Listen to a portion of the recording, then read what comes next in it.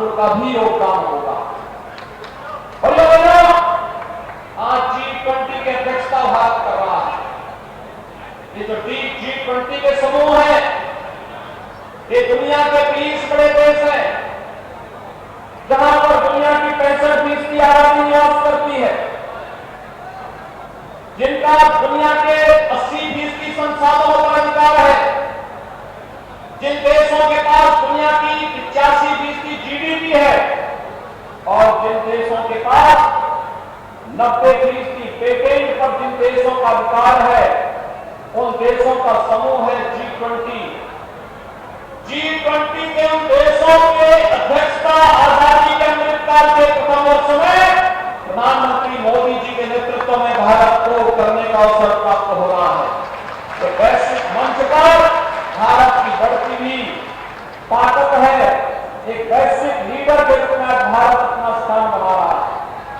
भाइयों बहनों, एक ओर ये ताकत भारत के आगे बढ़ रही है और दूसरी ओर भारत के विकास को एक नई ऊंचाइयों तक पहुंचाने के लिए इंफ्रास्ट्रक्चर डेवलपमेंट के जो कार्य हो रहे हैं, highway, railway, metro, airport, IIT, IIM जैसी संस्थाएं एक बार फिर से एक नई पहचान बना रहे हैं। आज आप देख रहे होंगे, कभी कानपुर कर्फ्यू के लिए जाना जाता था, आज कानपुर में कर्फ्यू नहीं। कानपुर में आज यहां पर कानपुर का एयरपोर्ट बनकर के तैयार हो सकता है। इसी महीने इसका उद्घाटन करने के लिए आ रहे हैं हम लोग। भव्य एयरपोर्ट का निर्माण कानपुर का अपना एयरपोर्ट होगा। लखनऊ कानपुर के बीच में ग्रीनफील्ड एक्सप्रेस हाईवे एक नई पहचान बना रहा है।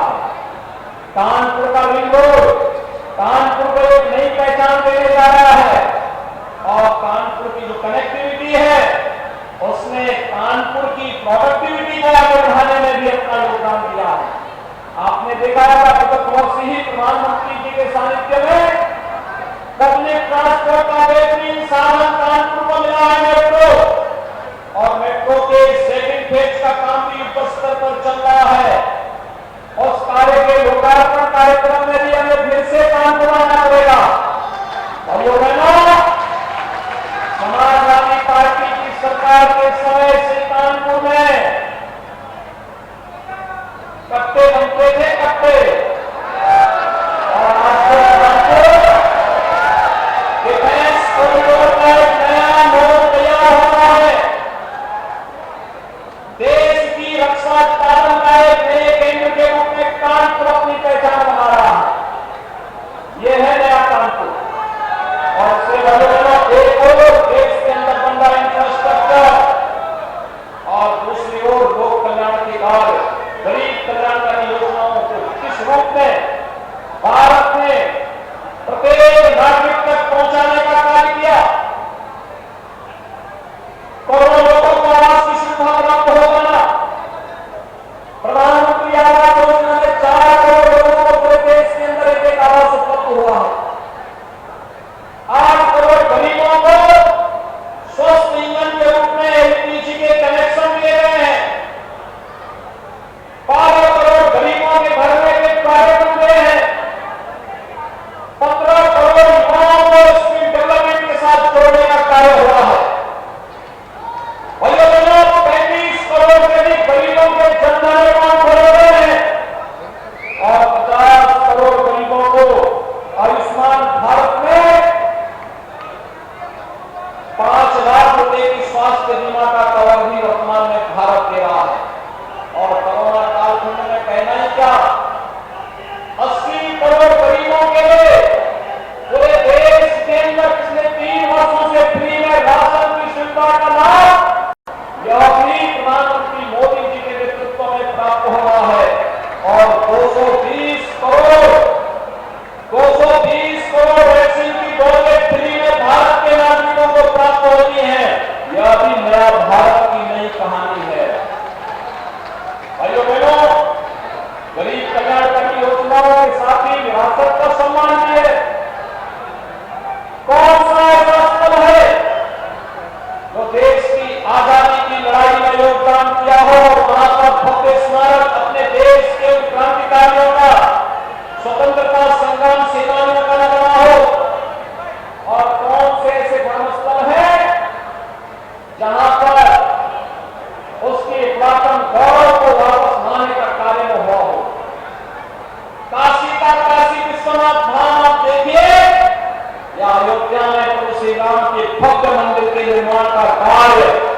या आपसे किसी से छुपा हुआ नहीं है। चाहिए एक नई पहचान के साथ आगे बढ़ रहा है। और अभी तो हम मार्गवासिनी धाम में कॉरिडोर का निर्माण भी कर रहे हैं और पंक्ति वाले हनुमान जी मंदिर की भी यहां पर कॉरिडोर निर्माण के कार्यक्रम को आगे बढ़ाने का कार्य होगा।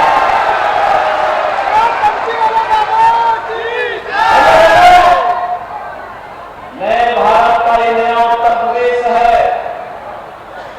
इस नए उत्तर प्रदेश में भी पिछले 6 वर्ष के अंदर बहुत सारे कार्यक्रमों को आगे बढ़ाने का कार्य हुआ। ये नया उत्तर प्रदेश है। इस नए उत्तर प्रदेश को उसकी पहचान दिलाने के लिए आज जो कार्यक्रम हुए हैं, आज उत्तर प्रदेश में नो कर्फ्यू नो दंगा, यूपी में है सब दंगा। आज कर्फ्यू नाम की कोई बात सुनते हैं आप लोग? आज कोई दंगा होता है? आप भाइयों बहनों, दंगा और कर्फ्यू नहीं, कोई उपद्रव नहीं। आज उत्सव हो रहे, उत्सव, कहीं दीपोत्सव, कहीं दीपावली का उत्सव, कहीं रंगोत्सव, ये सभी हमारी पहचान बन रहे हैं। हर जिले में उत्सव किए जा रहे हैं। हर जनपद का, हर नगर का महोत्सव ये उसी उत्सव के प्रतीक है। और इसीलिए उत्तर प्रदेश में उपद्रव नहीं, उत्तर प्रदेश में अब उत्सव का माहौल है। विकास की एक प्रक्रिया को आगे बढ़ाने का कार्य हो रहा है। उत्तर प्रदेश आज के दिन पर सबसे ज्यादा एक्सप्रेस हाईवे रखने वाला राज्य है। पूर्वी उत्तर प्रदेश को जोड़ने वाला पूर्वांचल एक्सप्रेस हाईवे, बुंदेलखंड को जोड़ने के लिए बुंदेलखंड एक्सप्रेस हाईवे, प्रदेश के 2 महानगरों को जोड़ने के लिए कानपुर और लखनऊ को जोड़ने के लिए Kanpur Lucknow greenfield express highway पर कार्य युद्ध स्तर पर चल रहा है। और उत्तर प्रदेश आज के दिन पर देश में सर्वाधिक मेट्रो वाला सिटी भी है। कानपुर, लखनऊ, गाजियाबाद, नोएडा, ग्रेटर नोएडा, यहां पर मेट्रो का संचालन हो चुका है। और भाइयों बहनों, आगरा में बहुत शीघ्र मेट्रो का हम संचालन करने जा रहे हैं। भाइयों बहनों, यह उत्तर प्रदेश है। एक नए इंफ्रास्ट्रक्चर के मॉडल के साथ 2017 के पहले मात्र 2 एयरपोर्ट उत्तर प्रदेश के क्रियाशील थे। आज उत्तर प्रदेश में 9 एयरपोर्ट क्रियाशील है और कानपुर में बहुत शीघ्र अपना टर्मिनल प्राप्त होने वाला है। इसी महीने इसका उद्घाटन होने वाला है। ढेर सारी वायु सेवाएं कानपुर से देश और दुनिया के लिए जुड़ती हुई दिखाई देंगी। 2023 के अंत में 5 इंटरनेशनल एयरपोर्ट वाला उत्तर प्रदेश देश का एकमात्र राज्य होगा। ये नया उत्तर प्रदेश नए भारत को ग्रोथ इंजन के रूप में नई ताकत देने का कार्य करेगा। और भाइयों बहनों, जहां ये कार्य स्तर पर हुए हैं, वहीं उत्तर प्रदेश आज अपने स्वयं की पहचान को भी आगे बढ़ाने का कार्य कर रहा है। आज उत्तर प्रदेश के अंदर क्या नहीं है? सब कुछ हमारे पास है, बशर्ते कार्यक्रमों को ईमानदारी के साथ आगे बढ़ाने की। और उसे ही आगे बढ़ाने के लिए आज मैं आपसे अपील करने के लिए आया हूं कि नगर निकाय चुनाव केवल एक चुनाव नहीं है, लोकतंत्र का एक उत्सव मात्र नहीं है, जनता को बुनियादी सुविधाएं उपलब्ध कराने वाला एक माध्यम है। जनता के साथ न केवल संवाद बना करके बल्कि इन समस्याओं का समाधान करने का भी एक माध्यम है, जो हर नगर के अंदर आम जनमानस की बुनियादी सुविधाओं के लिए आवश्यक होता है। भैया बहनों, आपने पिछले 6 वर्ष के अंदर बदलते उत्तर प्रदेश के अंदर नगरीय जीवन में बुनियादी सुविधाओं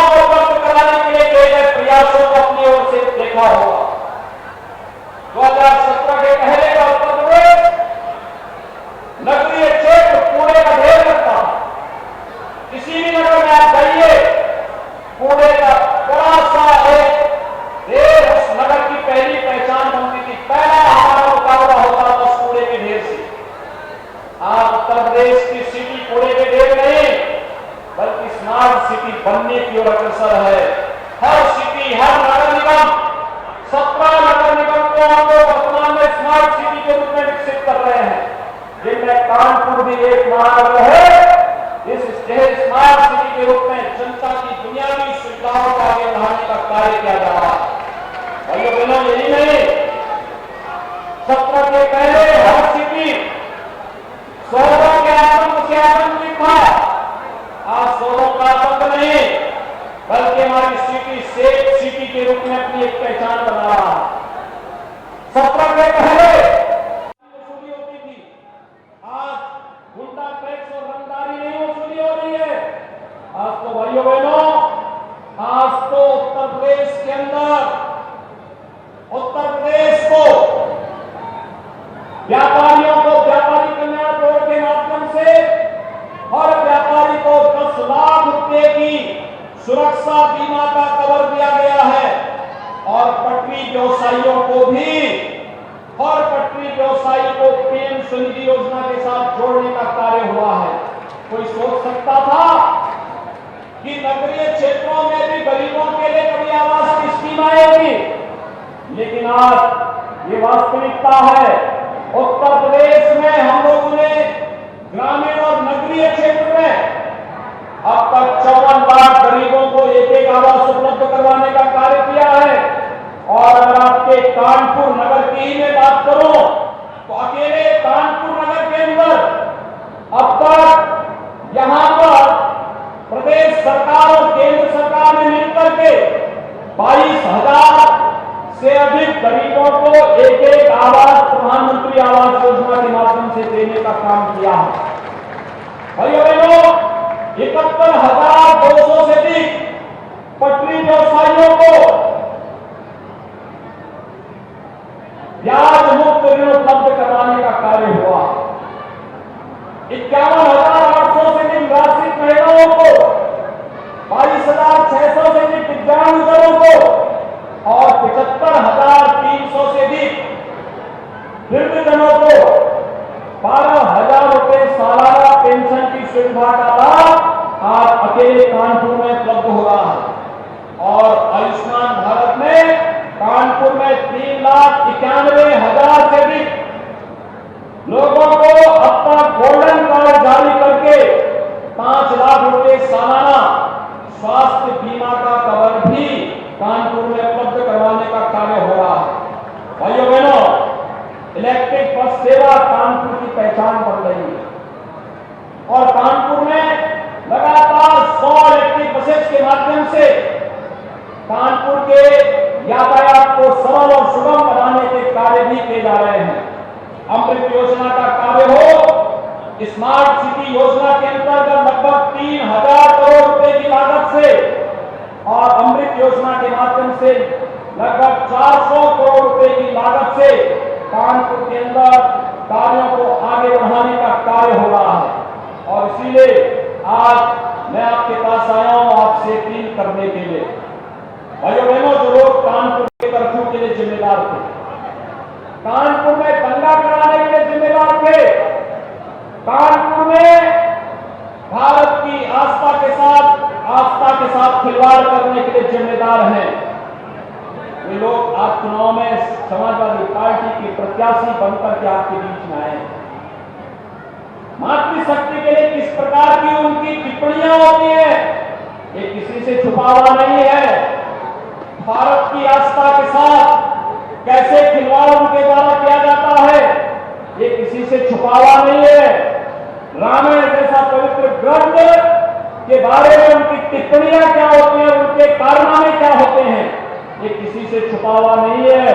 और इसीलिए मैं एक बार फिर से कानपुर के पास आया हूं, कानपुर नगर वासियों के पास आया हूं कि अपने इस मेट्रो सिटी को फिर से बुनियादी सुविधाओं को और बेहतर करने के लिए डबल इंजन सरकार के साथ एक ट्रिपल इंजन के रूप में भी नगर निगम का बोर्ड बनना चाहिए।